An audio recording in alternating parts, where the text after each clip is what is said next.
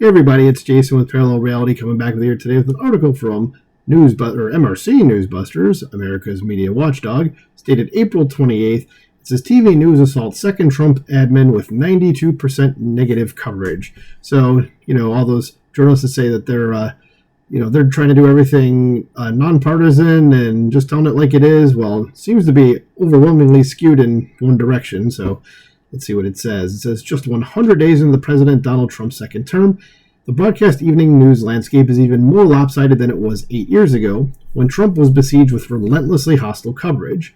So far this year, the new Trump administration has faced a withering 92% negative coverage from ABC, CBS, and NBC, whose flagship news programs averaged more than 19.3 million viewers during the first quarter of 2025, making them the most widely watched news programs in the country. For this report, the Media Research Center analysts looked at all 899 stories on the Big Three evening newscasts that discuss President Trump or the Trump administration from January 20th through April 9th, including weekends. Key findings here. So the network's highly negative coverage of President Trump stands in stark contrast to the mostly positive coverage at 59% they provided Joe Biden 4 years ago. I mean, even that is like, you're telling me that Joe Biden gets more than half of the coverage that he gets is positive? Like, what did he do that it was so good? Even at 59%, again, what did he do? It says, while TV coverage of Trump's last term was heavily focused on an array of personal controversies, this year's coverage has mostly been about serious policy issues led by tariffs at 361 minutes, DOGE at 310 minutes, and immigration at 233 minutes. The network's spin on Trump's tariffs faced 93% negative coverage, while the DOGE cutbacks to government were greeted by 97% negative spin. Even on immigration, the issue where the public gives the president his highest ratings, the network spin was 93% negative. Out of nearly 4 hours, or 233 minutes, of evening news time devoted to immigration, these newscasts spent just 33.5 minutes, I want to say 35, but just 3.5 minutes, letting viewers know just how much Trump has reduced border crossings.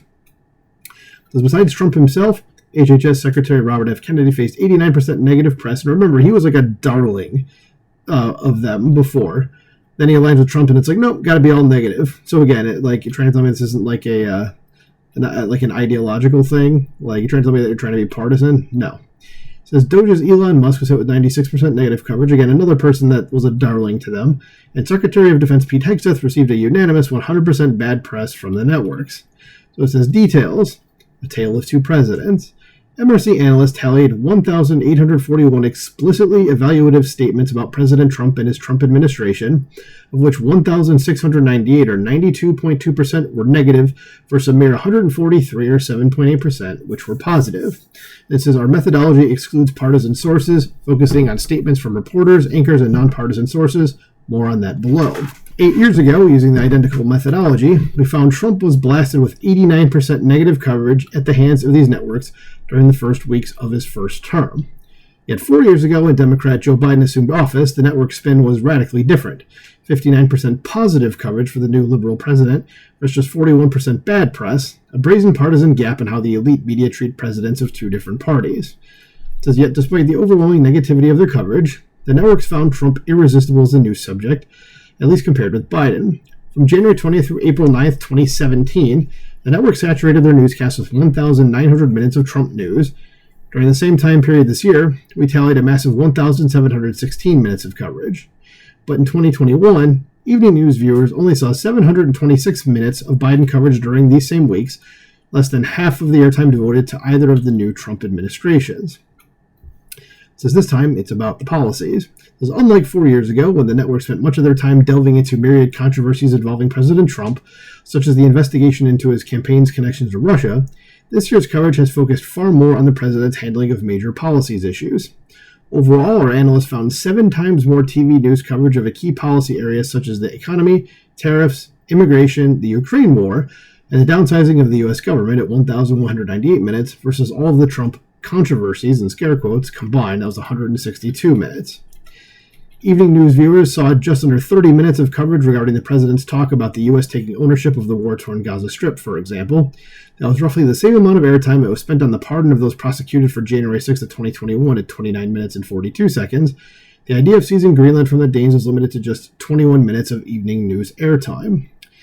Says all of these Trump controversies received nearly universally negative reaction from the networks, but they were eclipsed by heavy coverage of the aggressive and arguably far more important policy agenda pushed by the president in his first 100 days. Here's how the networks handled the top 3 most covered policy topics of the second Trump administration: tariffs, immigration, and the Doge project to downsize government. I'm sure it's going to be just wonderfully positive. So tariffs. It says Trump's tariffs, first declared on Canada, Mexico, and China early in February, then on scores of other nations April 2nd before being suspended for negotiations, drew the most airtime of any administration policy at 361 minutes. The network's coverage was almost uniformly hostile, 93% negative, as journalists touted the downside risks of such a policy. As tonight, the United States on the brink of a trade war that threatens to hurt American consumers and upend the global economy, ABC's Selena Wang warned back on February 2nd.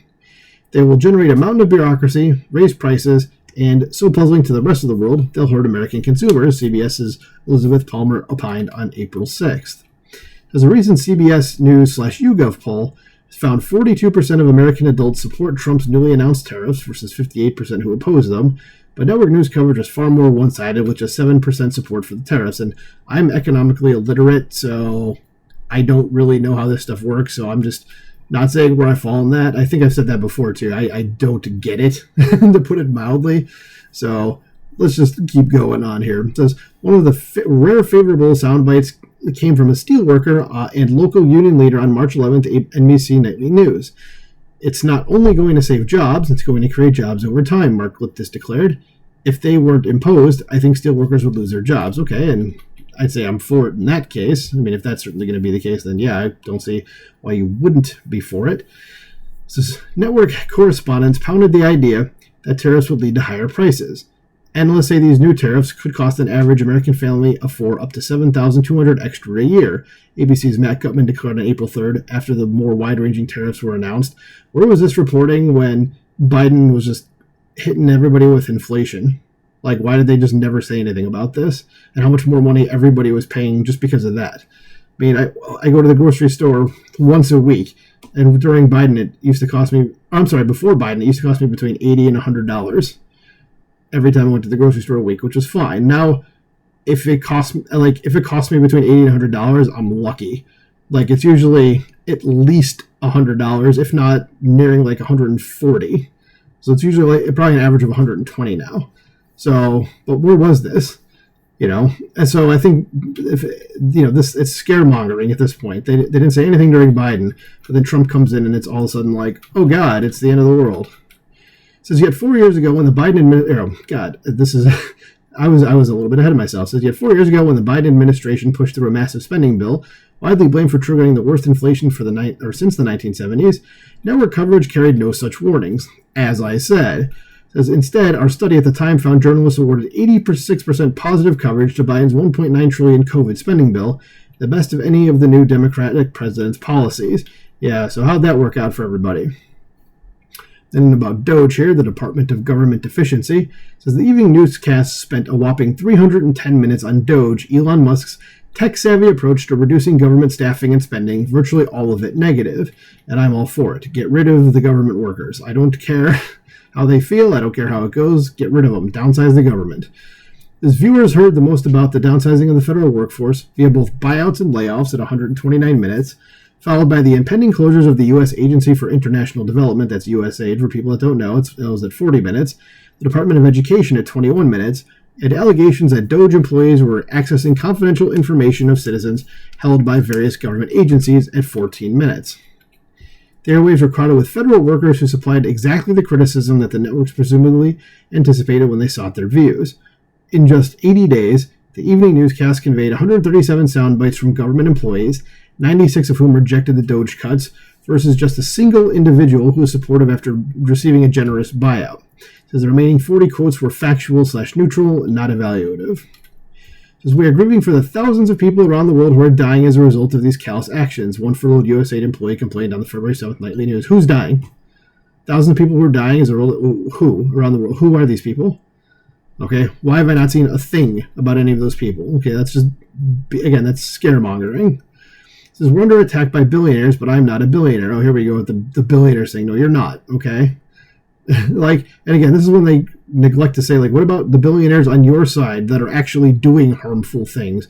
Bill Gates, George Soros, yada, yada, yada. But just Elon, only Elon comes in and is like, we're going to get rid of people who are doing nothing. And these people are like, oh my God, we're all going to die. So I'll start over here again. It says, we're under attack by billionaires, but I'm not a billionaire. So, for me, the next steps are scary. Another fired federal worker vented on ABC's World News Tonight on February 15th. I thought, well, they're going to take a scalpel to fraud, waste, and abuse, not just hack off the entire limb. A laid-off FEMA worker told NBC's Gabe Gutierrez a month later on March 10th. Obviously, those who have suddenly lost their jobs are going to have a negative opinion of those who have fired them. Yes, that needs to be taken into consideration as well. It says the network's heavy use of such sources during these weeks was an easy way to convey harsh editorial criticism of the Doge cuts, rather than seek a true debate over the size and scope of the federal government. Right, exactly. So immigration, and here's the one that they're still on as of today. It says 4 years ago, the unrestrained surge of migrants across the southern border during the early weeks of the Biden administration was the most negatively covered topic at that time. 115 minutes of coverage, 82% of which was negative using the same methodology. Under Trump, that flow has virtually stopped, but the networks have treated this highly effective crackdown more harshly than Biden's failures. Since January 20th, ABC, CBS, and NBC have poured out 233 minutes of airtime to the immigration issue, twice as much as they gave to Biden 4 years ago, and the spin was 93% negative towards the Trump administration. It says there was little cheering for Trump's obvious success. Out of nearly 4 hours of coverage devoted to the topic, these newscasts spent only a meager 3 minutes, 29 seconds. That was 110 seconds on NBC, 90 seconds on CBS, and just 9 seconds on ABC, letting viewers know just how much Trump had reduced border crossings compared to his predecessor. And yes, this is exactly what we voted for. Says what was once a record influx, now a trickle, NBC's Gabe Gutierrez announced on the February 7th nightly news. As illegal border crossings are down 94% across the entire border from the same period last year, from nearly 5,000 a day to less than 300, CBS's Lilia Luciano explained on the March 5th evening news. Later in the same report, Luciano related how one immigration lawyer explained the sharp drop, since just Trump being in office is deterrence enough. Yeah, turns out we didn't need new laws like Joe Biden said. We just needed a new president. For the most part, the tone of this year's coverage has echoed that of the network's approach during the first Trump administration, magnifying the criticisms of pro-immigration advocates or those here illegally themselves. Immigration rights groups across the country say people are scared, but they're providing resources like hotlines and community meetings to help those who may fear deportation. ABC's Melissa Aden typically relayed on the January 26th World News Tonight.